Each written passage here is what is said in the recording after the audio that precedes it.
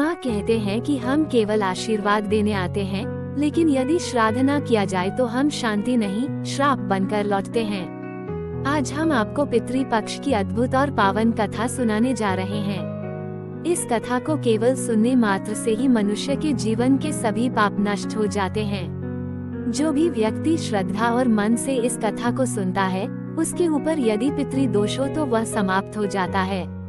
उसके जीवन के सारे दुख, दरिद्रता और विघ्न बाधाएं मिट जाती हैं।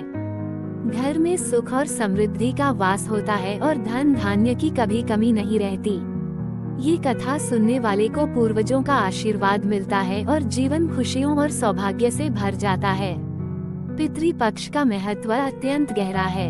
शास्त्रों में कहा गया है कि इस समय हमारे पूर्वज स्वयं धरती पर आते हैं और अपने वंशजों से तर्पण और स्मरण की अपेक्षा करते हैं।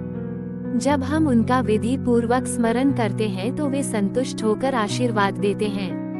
उनके आशीर्वाद से जीवन में सफलता, शांति और प्रगति का मार्ग प्रशस्त होता है। लेकिन यदि उन्हें भुला दिया जाए तो उनका असंतोष परिवार में दुख और विघ्न बढ़ा देता है। इसलिए पितृपक्ष केवल एक धार्मिक पर्व नहीं, बल्कि हमारे पूर्वजों के प्रति कृतज्ञता व्यक्त करने का सर्वोच्च अवसर है। यही महान कथा भगवान श्री कृष्ण ने अपने प्रिय वाहन गरुड़ जी को सुनाई थी। जब गरुड़ जी ने विनम्र भाव से पूछा, हे प्रभु, पितृपक्ष का इतना महत्व क्यों है? इसमें क्या रहस्य छुपा है और क्यों कहा जाता है कि इसे मानने से जीवन के सारे दोष मिट जाते हैं? तब भगवान श्री कृष्ण ने मुस्कुराते हुए कहा, गरुड़, पितृपक्ष का महत्व शब्दों में नहीं समा सकता।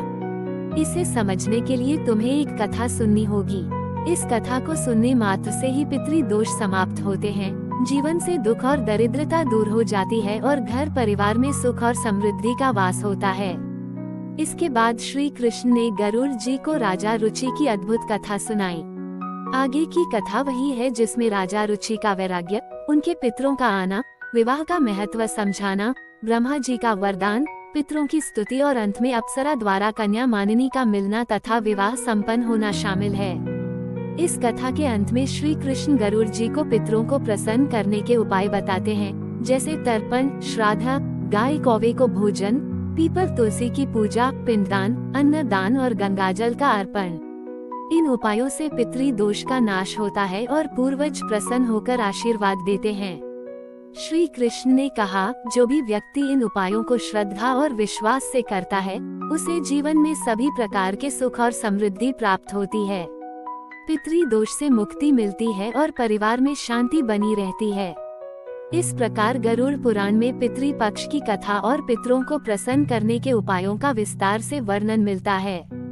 ये कथा हमें सिखाती है कि पितरों की सेवा और तर्पण करना हर मनुष्य का परम कर्तव्य है।